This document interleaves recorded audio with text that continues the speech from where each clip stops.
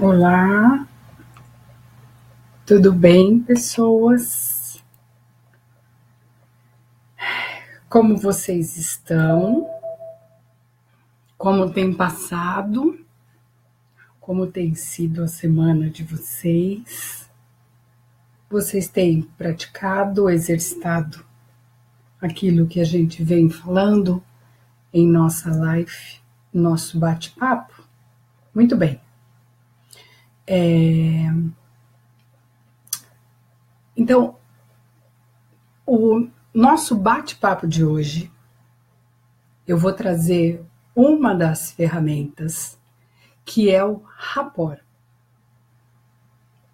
O rapport, ele é uma técnica, uma ferramenta que pode trazer muitos benefícios quando nós aprendemos o que é e quando nós praticamos e utilizamos essa técnica no processo de comunicação com as pessoas no nosso ciclo de relacionamento.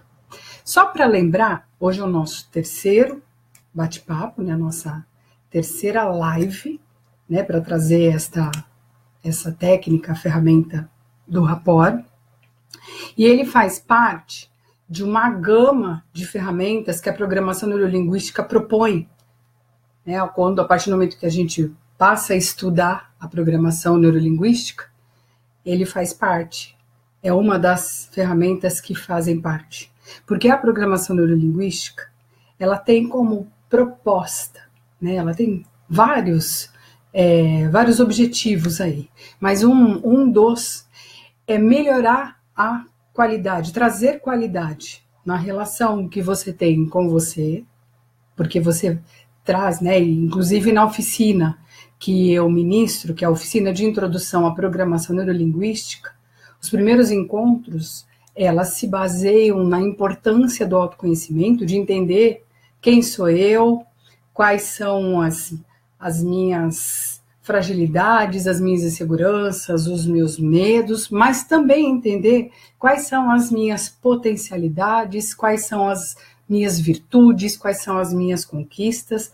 Nos primeiros encontros, o que a gente trabalha, o que eu trago para a sala de aula, são exercícios para que a gente possa identificar, buscar o maior número de informação de quem sou eu.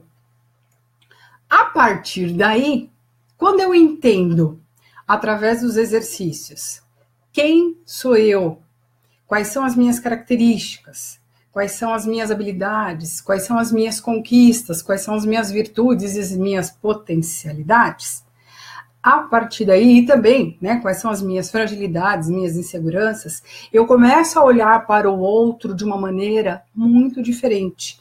E aí, eu passo a exercitar e a entender um pouco mais um dos pressupostos, como eu já mencionei aqui, que dentro da programação neurolinguística nós temos também os pressupostos, que será tema de uma de nossas lives, para as próximas, que é o mapa não é território.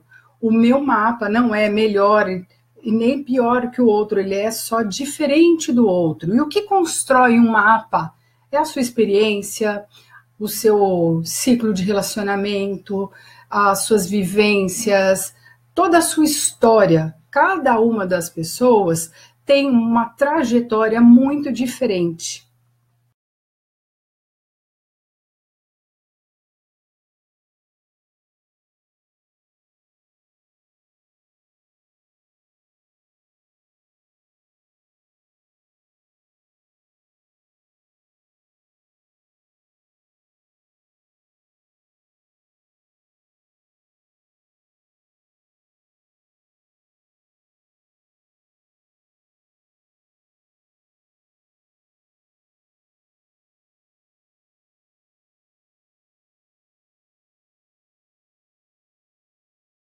Voltou.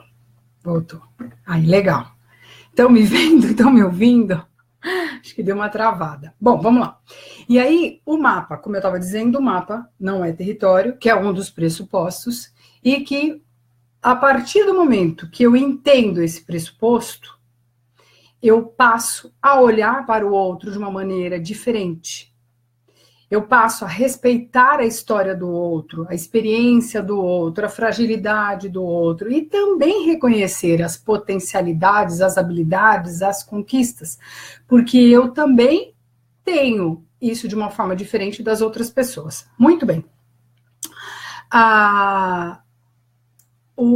Inclusive estão perguntando aqui se ficou gravada a última live. Eu gravei, eu vou disponibilizar para vocês a live da semana passada, tá? Mas vamos lá. Uma das ferramentas da programação neurolinguística é o rapport, né? O que é o rapport? Da onde ele nasce? Né? Ele é um conceito que se originou na psicologia e que vai remeter à técnica de criar uma ligação de empatia com a outra pessoa. Esse termo ele vem do francês, de rapporter, né? Cujo significado vai remeter à sincronização, que permite estabelecer uma relação mais harmônica com as pessoas. E esse é um exercício que eu proponho durante os nossos encontros, a importância de conhecer um pouco o outro, de se interessar mais pelo outro, se interessar pela história do outro, e a partir daí identificar, né, em que momento a história do outro pode me ensinar alguma coisa. Uma das ferramentas também da programação neurolinguística, como eu disse para vocês, tem muitas, né, muitas técnicas, muitas ferramentas, são as metáforas. São histórias, são contos, são livros, filmes, tudo aquilo que diz para nós, conversa com a gente, em alguma situação que a gente está vivendo, ou que a gente recomenda para outras pessoas, né, são metáforas. Por exemplo, quando você percebe que um amigo está vivendo por uma situação e você recomenda um livro, e você diz para ele, olha, você já leu esse livro? De repente ele pode te passar alguma informação, pode te ajudar em alguma coisa. Você recomenda através de uma metáfora, né, que diga alguma coisa, dê um direcional, dê uma ajuda para que essa pessoa, de repente, busque uma nova alternativa, busque um novo caminho, enfim, né, as metáforas, elas são fortes aliados para nos trazer novas respostas também, né?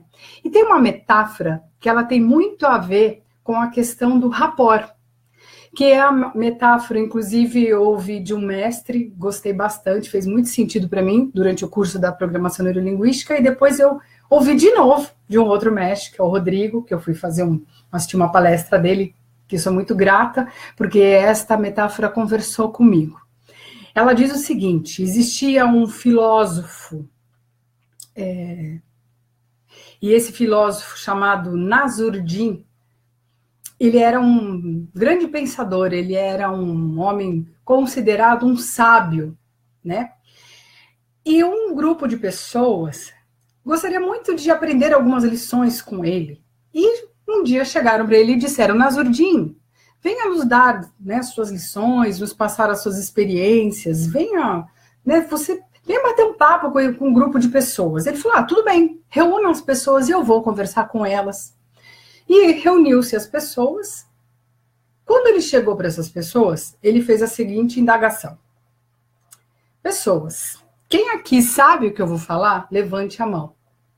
Nenhuma dessas pessoas levantou a mão, porque elas não sabiam o que ele ia falar. Ele falou, bom, se vocês não sabem o que eu vou falar, eu vou embora. E ele foi embora. E as pessoas coçaram a cabeça, ficaram pensativas, né? Algumas olhavam umas para as outras, e aí eles disseram, eu acho que ele queria dar alguma lição para a gente, ele queria dizer alguma coisa. E a gente não entendeu. Vamos chamar ele de novo? Foram lá, no outro dia, Nasruddin, você volta a conversar com a gente, volta, né, a gente acho que não entendeu a sua lição, volte para bater um papo com a gente e nos dar as suas sábias lições. Ele, tá bom, pode reunir as pessoas. Reuniu-se as mesmas pessoas. Nasruddin chegou e disse para eles, quem aqui sabe que eu vou falar, levante a mão.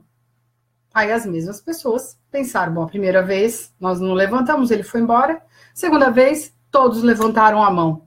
Ele falou, bom, se vocês sabem o que eu tenho para falar, vocês não precisam de mim, eu vou embora. E foi embora de novo.